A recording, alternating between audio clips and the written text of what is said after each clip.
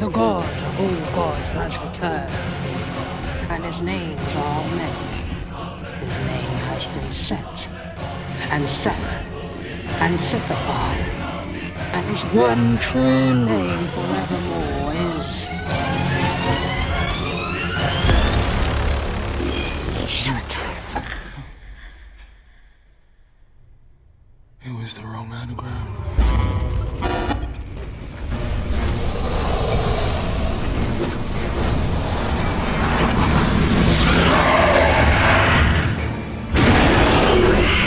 Evil? Your evil is my good. I am Sutekh the Destroyer.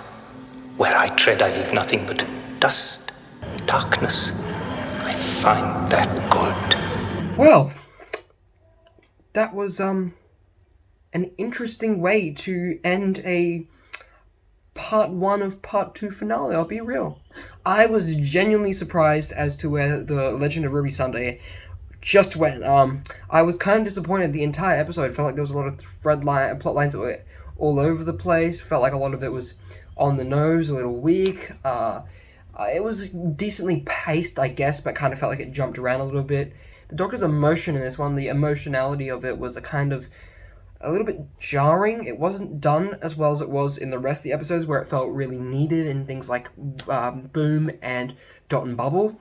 Perfect performances by Shooty. In this one, it kind of felt overplayed. I get Ruby's strong reactions to seeing her mother in that footage for the first time properly. That kind of felt fitting, but the Doctor kind of felt like he was playing into these performances that we've seen him give already for little to no reason. I felt like that was kind of written in a weird way, but it paid off in the end when this big sense of who our big villain is came to light. Now, this is a spoiler video, as I've hopefully put in the title of the video, so obviously the payoff was that at the end of the episode, Sutekh came back to Doctor Who. Now, The Pyramids of Mars is one of my all-time favorite Doctor Who stories, probably my second classic story, and I just think this is so good for a number of reasons. Firstly, I feel like Sutekh wasn't given quite enough to do in the Pyramids of Mars. He was a very threatening villain, seemed to give a lot of evidence that he was going to be a big player in the Doctor Who universe, and then the Doctor defeats him by the end of the episode, banishes him more so.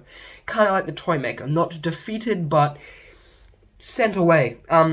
But no, 45 years later, here we are in The Legend of Ruby Sunday. Sutekh makes his return in giant jackal form. I was a little bit disappointed that it wasn't the Set creature.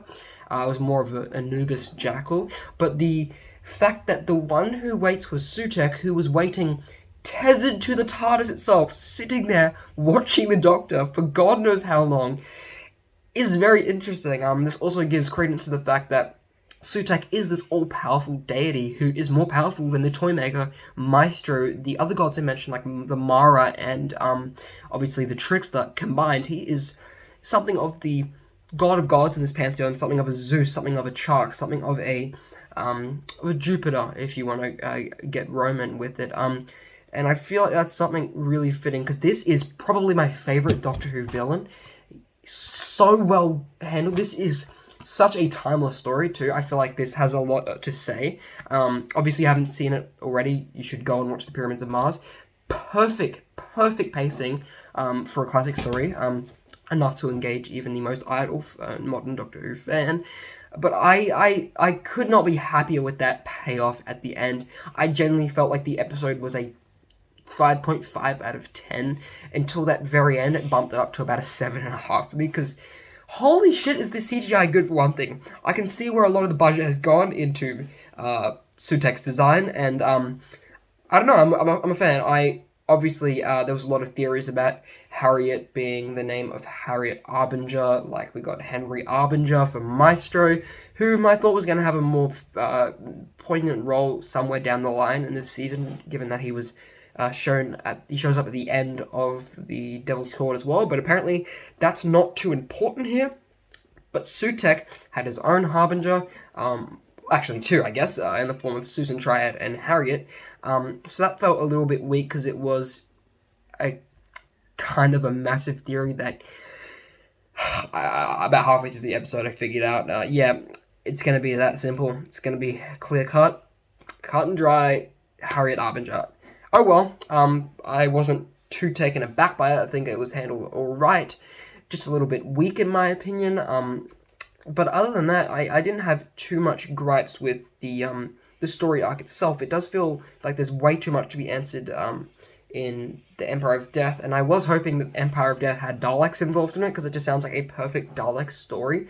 But I'm glad that we finally got The One Who Waits here, and it isn't just going to be something that's thrown off into Season 2. Like RTD did say, most of the answers will be given to us now as opposed to later. That does mean that Joy to the World Christmas special is likely to be a Dalek special, a Dalek story, because, you know, the BBC have to use the Daleks in once a year to maintain that license, unless they've shot a Dalek special, and we'll be seeing that early Season 2. Either way, I'm really looking forward to seeing how this goes. I'm also keen on the presence of the Daleks in the future, because I genuinely want Shooty to face off with some of the older villains. The Cyberman story would go hard. I know I've written a lot of story concepts not too long ago, a couple of years ago, that I feel like there's like an ample room for Cybermen and Daleks to fit in the future. We've had a little bit of a break from the Daleks. Thank God, this season's been a breath of fresh air in that way. I'm just really looking forward to it. Let me know what you think down in the comments below. This is just my reaction to that, because holy crap, we needed this. This is what Doctor Who's all about, bringing back old villains. Maybe we'll get some answers as to who the third founder of the Gallifrey is, alongside Omega, who is kind of, I guess, underutilized as well, to a degree, somewhere down the line in this new RTD era, because, yeah, there's a lot to answer in the Doctor's life, and Sutekh is just the first stone in a long, long pavement. So, yeah, let me know what you think down in the comments below. Thank you so much for watching, and I'll see you next time, where we will be discussing the implications of Rogue, and kind of just my overall thoughts on the season so far.